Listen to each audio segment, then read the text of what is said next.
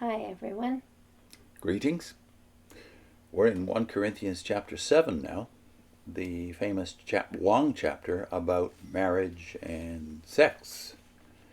As some have wittily called it, Paul's advice to the lovelorn. But it starts with another translation problem. Chapter 7, verse 1. Last time we made a point about there's a translation issue that relates to the phrase, all things are lawful in chapter 6. Also the phrase or clause, food is meant for the stomach and the stomach for food. Are these Paul's opinions, or is he quoting someone else who are actually taking a different stance than he is on sex? Is he commenting on those ideas? Yeah. In other words, do we put quote marks around? And if you're following from the King James or the New World Translation or from the New King James or from the New American Standard Bible and a few others, you're going to have the same question in your mind, I would hope, now about this chapter 7, because depending on what translation you're reading, you might think this is Paul talking here, or is it him quoting people who he disagrees with? Yeah. Okay, what does the New World Translation idea give you here? Because I have to be confessional here. When I was a witness, and even after I was a witness for 10 years, when we put together our original notes on Corinthians that we quote from here and use all the time in these studies, when I put together the original notes over 25 years ago, I was usually using the New American Standard and the King James and the New World Translation. And as a result, I didn't recognize there was a quote here. Yeah. But if you're using the ESV and most modern Bibles, you will know immediately that's not the case. And it does alter how you see it, how you make sense of it. Yeah. So we'll read it from the New World? Yeah, I think we should. And then think ahead. Which is the statement here that's controversial? What is it that you think Paul or the enemy are saying? And how does that alter the way you interpret much of what Paul says in the rest of the chapter? So let's read it from the New World Translation. See if you can identify what it is we're talking about. So we'll read 7, 1-9. Now concerning the things about which you wrote, it is better for a man not to touch a woman, but because of the prevalence of sexual immorality, let each man have his own wife, and each woman have her own husband. Let the husband give to his wife her due, and let the wife also do likewise to her husband. The wife does not have authority over her own body, but her husband does. Likewise, the husband does not have authority over his own body, but his wife does. Do not deprive each other, except by mutual consent for an appointed time, so that you may devote time to prayer and may come together again, in order that Satan may not keep tempting you for your lack of self-control. However, I say this by way of concession, not as a command. But I wish all men were as I am. Nevertheless, each one has his own gift from God, one in this way and another in that way. Now I say to those who are unmarried and to the widows that it is better for them if they remain as I am. But if they do not have self-control, let them marry, for it is better to marry than to be inflamed with passion.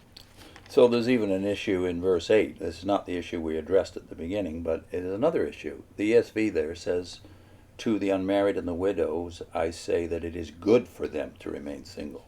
Not better, as you have in the New World Translation. Now, that's a separate issue we won't get into right now. But it does relate to the first verse. So what would you understand if you're a Jehovah's Witness from verse 1? Who is saying it is good for a man not to have sexual relations with a woman? I always thought it was Paul saying it. Yeah. And you might get that impression from the Bibles I've cited before, the New King James as well as the King James and the New American Standard. But in the ESV, it is clear it's not Paul talking. There's quotation marks around, it is good for a man not to have sexual relations with a woman. Yeah. Or in some Bibles, touch a woman, right?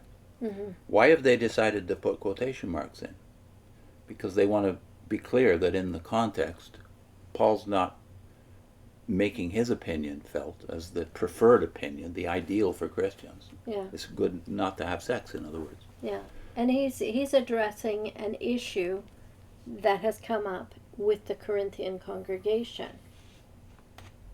So this is the prevalent thought, because I never knew anything about Gnostics and them thinking, the body doesn't matter. I think we talked about that the last time. Mm-hmm. So that also alters the way you see these things. You realize what he's trying to deal with is people who are saying you can do anything, or the other extreme. Yeah. Which is don't touch a woman. Yeah, that's right. So he's trying to deal with the extremes, both of which existed in these congregations. Yep. Some thought, well, now I'm free, so to heck with my husband or to heck with my wife. This kind Divorce of is attitude. therefore normalized. Yeah. Yeah. Mm-hmm. That comes up later in the chapter. But here, just the issue of sex is the preferred state. Now, I can understand why someone reading the King James 100 years ago, 150 years ago, before the new translation started to come out, would definitely get the impression here that the preferred state for Christians is singleness. Yeah. And celibacy. Yeah. And the early church, because there is no punctuation in the original, was very free to come to the conclusion this is what Paul is saying, namely that our higher spiritual estate would be to be single and celibate. Yeah. But that's not what he's saying overall in the context. Yeah, because overall he mentions not everyone has the same gift. Yeah. For some people, they are able to be single and to bear much fruit as a single person, to do much good for the kingdom in that state. But Paul for was among others, it would be a problem. Yeah. So he's saying, if it's a problem, just go ahead and get married. Now, Paul is, of course, being consistent with his own Jewish background and also with the teaching of Christ here. Christ had said not everybody has this gift. Mm-hmm. But there are some who are eunuchs from birth and some who are made eunuchs by men, right? Matthew 19. Or some who choose to be. But the Jewish belief is that no, it is normal for both men and women to be married. But there are exceptions, and we know some exceptions. John the Baptist and Jesus are two of them. Yeah. But they are the exception. So, no, Paul is not holding up some new idea, some essentially Gnostic idea as an elevated ideal. spirituality attached to it. Yeah. No. Well, that does make all the difference in the world. And you can understand, therefore, why in the early church celibacy became the preferred state and the ideal state for probably too many Christians. We've made that point, or Walter Rauschenbusch and others have made that point. From the Protestant point of view, this is not good. Because in effect, your best people become celibate and don't have children. Yeah. That you can imagine what that develops into ultimately. Yeah. Yeah. But no, there's no law here. There's no legality about what Paul is saying. If you don't have this gift, he's clearly saying, then you should get married. And we're going to read some from Tom Wright here again, right? He's got some good insights on the balance view here that does involve the assumption that this is not Paul's opinion. Okay. He says, as often happens when some in the church were all for casting off moral restraint altogether, chapter 6, others were all for moral severity. In line with some of the well-known philosophies of the time, they were urging people either to celibacy or, if already married, to abstain from sexual relations within marriage. Some teachers strongly maintained that this was the way to new depths of personal holiness and spiritual maturity. So they have quoted another slogan, which Paul comments on. It is good for a man not to touch a woman. In the language of the time, touch was a polite way of saying have sexual relations with. Now, at one level, Paul agrees with this. He himself is unmarried.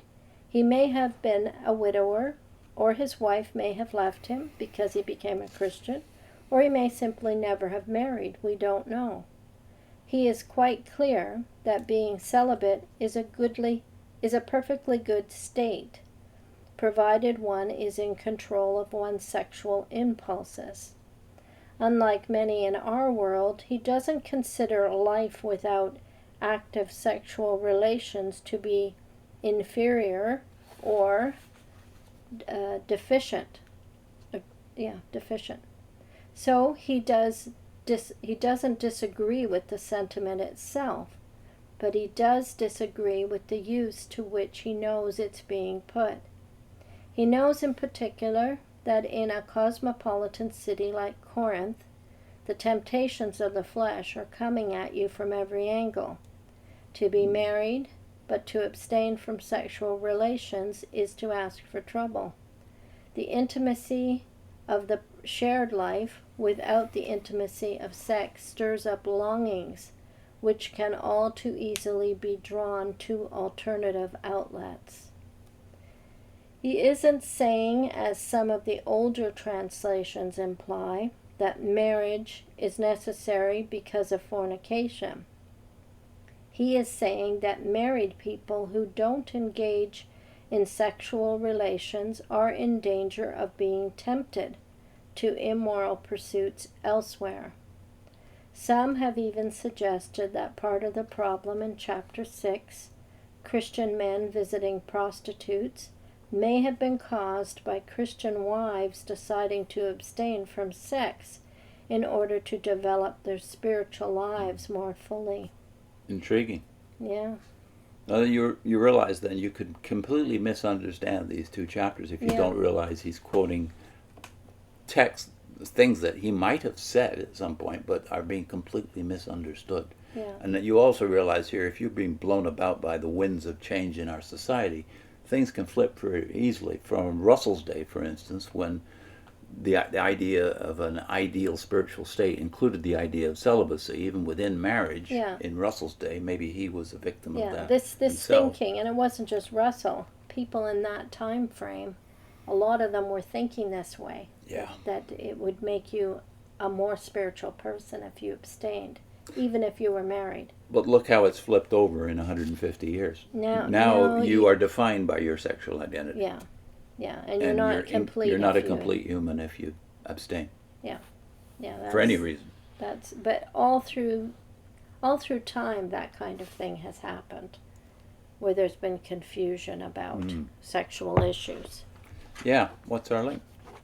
We're linking to a video from my screw tape, C.S. Lewis's screw tape letters.